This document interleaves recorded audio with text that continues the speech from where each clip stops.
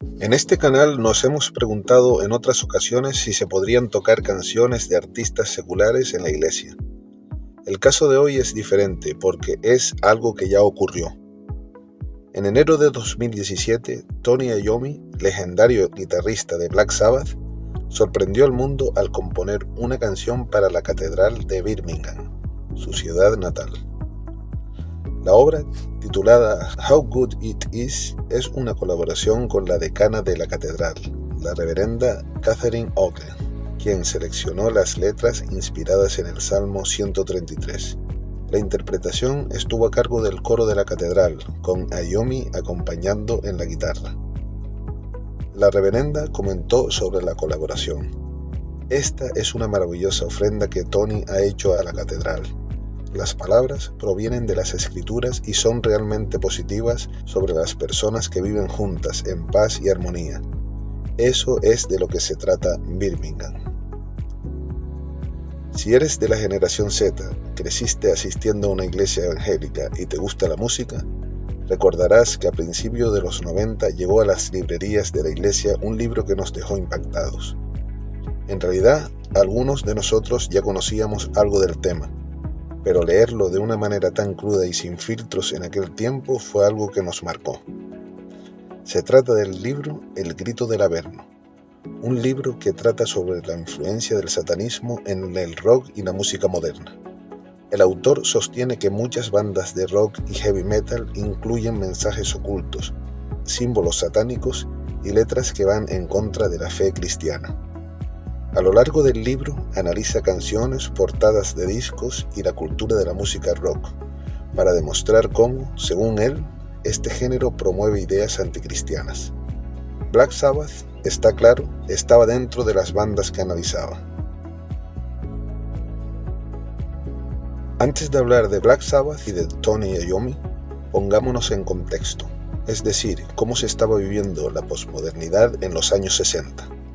Estos cuatro jóvenes tenían entre 18 y 20 años en el momento de grabación de su primer disco, que fue grabado en noviembre de 1969. Ozzy Osbourne, 3 de diciembre de 1948, 20 años. Tony Iommi, 19 de febrero de 1948, 21 años. Butler, 17 de julio de 1949, 20 años. Bill Gard, 5 de mayo de 1948, 21 años. Los años 60 fueron una década de profunda transformación cultural. Movimientos juveniles, la contracultura, el auge del consumo y la revolución sexual redefinieron la forma en la que los jóvenes veían la vida. En este contexto, varios filósofos posmodernos comenzaron a analizar cómo la sociedad influía en la mentalidad de las nuevas generaciones, especialmente en su tendencia a vivir en el presente, sin pensar demasiado en las consecuencias de sus actos.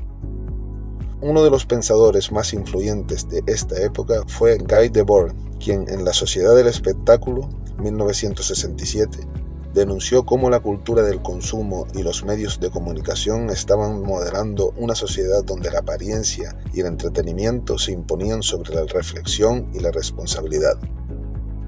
También Jean Baudrillard, aunque más activo en las décadas siguientes, comenzó a desarrollar ideas sobre la simulación y la superficialidad de la sociedad de consumo, lo que ayuda a explicar la mentalidad efímera de los jóvenes de esa época.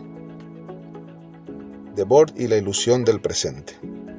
En La Sociedad del Espectáculo, Debord sostiene que en la era del capitalismo avanzado, la realidad ha sido reemplazada por representaciones mediáticas. La juventud de los años 60, influida por la televisión, la publicidad y la cultura pop, comenzó a vivir en un mundo donde las experiencias eran cada vez más inmediatas y superficiales. Según Debord, esta espectacularización de la vida llevó a los jóvenes a centrarse en la imagen, la moda y la diversión, mientras que las preocupaciones sobre el futuro quedaban relegadas a un segundo plano. El espectáculo no solo entretiene, sino que también moldea la percepción de la realidad, promoviendo la idea de que el presente es lo único que importa. Jean Baudrillard y la cultura del simulacro. Aunque Baudrillard desarrolló su pensamiento posmoderno más plenamente en los años 70 y 80, sus primeras reflexiones en los años 60 ya apuntaban a la idea de que la realidad estaba siendo reemplazada por signos y símbolos sin conexión con lo real. Baudrillard argumentaba que la juventud de los años 60 vivía en una sociedad donde el consumo y la imagen habían reemplazado la experiencia auténtica. Esto generó una cultura donde la inmediatez y la gratificación instantánea se volvían prioritarias, dejando en segundo plano la responsabilidad y las consecuencias de los actos.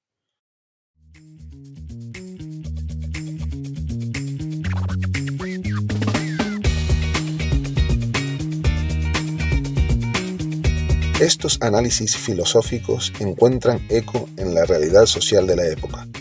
La contracultura promovía el rechazo de las normas tradicionales y una exploración de la libertad sin restricciones. El lema «Haz el amor y no la guerra» reflejaba el deseo de vivir el momento sin preocuparse demasiado por el mañana. Además, el auge del consumismo y la televisión reforzó la mentalidad de lo inmediato. La juventud no solo se distanciaba de las responsabilidades convencionales, trabajo, familia, deber cívico, sino que encontraba en el entretenimiento y la moda una forma de vida centrada en el presente. Esta es una radiografía de los años en los que los integrantes de Black Sabbath tenían entre 18 y 20 años, un tiempo en que se estaba marcando un punto de inflexión en la forma en que los jóvenes concebían el tiempo y la responsabilidad, donde la sociedad del espectáculo y la simulación estaban creando una cultura donde la imagen y el entretenimiento se convertían en fines en sí mismos. Espectáculo y simulación, dos conceptos a los que estos muchachos inmaduros se entregaron sin reservas. 3 ejemplos de esto podrían ser: el nombre de la banda, su primera canción con tema ocultista, las cruces invertidas en el primer álbum. Black Sabbath no fue el primer nombre de la banda. Después de haberse llamado The Polka Tulk Blues Company, nombre tomado de una compañía textil india, y luego Polka Tulk, la banda cambió su nombre a Earth. Mientras tocaban en Inglaterra en 1969, descubrieron que los estaban confundiendo con otra banda llamada Earth, por lo que decidieron cambiar su nombre otra vez. Un cine, en la acera situada enfrente del local de ensayo de la banda, mostraba en cartelera una película de terror de 1963 llamada Black Sabbath. Mientras veía a la gente que hacía cola para ver la película, Butler notó que era raro ver que la gente gastase tanto dinero para ver películas de miedo. Después de esto, Ozzy Osbourne, cantante de la banda, escribió la letra de una canción llamada Black Sabbath, inspirada en el trabajo del escritor ocultista Dennis Waitley y en una visión que había tenido Butler sobre una figura negra encapuchada a los pies de su cama. Tony Iommi puso la música haciendo uso, sin ser consciente, del tritono, conocido también como el intervalo del diablo. El sonido siniestro y las oscuras letras de la canción empujaron a la banda en una dirección más oscura, en intenso contraste con la música popular de finales de los años 1960, dominada por el flower power, la música folk y la cultura hippie. Inspirada por este nuevo sonido, la banda cambió su nombre a Black Sabbath en agosto de 1969 y tomó la decisión de centrarse en componer material similar, en un intento de crear el equivalente musical a las películas de terror. Aunque los componentes de la banda reconocen que eran muy jóvenes y estuvieron experimentando con temas ocultistas, no se consideran satanistas, nunca han llevado cruces invertidas y las que aparecen en su primer álbum fueron puestas por la discográfica. Ozzy Osbourne comenzó a ser conocido como el Príncipe de las Tinieblas debido a su interpretación de la canción Black Sabbath. Aunque él no eligió ese apodo, recientemente comentó que no le incomoda, ya que, según sus palabras, prefiere que lo llamen así antes que recibir insultos como pendejo, por ejemplo. En una entrevista de 2016, Tony Iommi afirmó que cree en Dios y se considera católico, aunque no ha asistido a servicios religiosos desde su infancia. Aunque su vida estuvo marcada por las drogas, todo tipo de excesos y la fama, Esta declaración, junto con la composición de How Good It Is, me hace recordar que Dios trabaja a veces en la biografía de las personas que tenemos cerca, en forma que nosotros podemos estar entorpeciendo con nuestros clichés. Si eres cristiano y sigues aquí, quiero aclarar que mi intención no es defender la música de Tony Iommi ni de Black Sabbath. Hay unas palabras que siempre recuerdo en momentos como este: donde abundó el pecado, sobreabundó la gracia. El corazón de Dios está más que el nuestro en las cosas que aún no son, y por eso deja las 99 y sale a buscar a una. Tampoco quiero rebajar la santidad a la que somos llamados, sin la cual nadie verá a Dios. El estándar ya está establecido en el Sermón del Monte para quien quiera intentarlo. Yo lo intenté y fracasé. Solo Dios pudo salir a buscarme, rescatarme de las consecuencias de mis actos y darme su justicia. Quiero acabar con 2 preguntas. ¿Estoy entorpeciendo con mi religiosidad a alguien en mi entorno el acercamiento a Cristo? ¿Es la gracia la forma en la que yo me relaciono con las personas de mi entorno?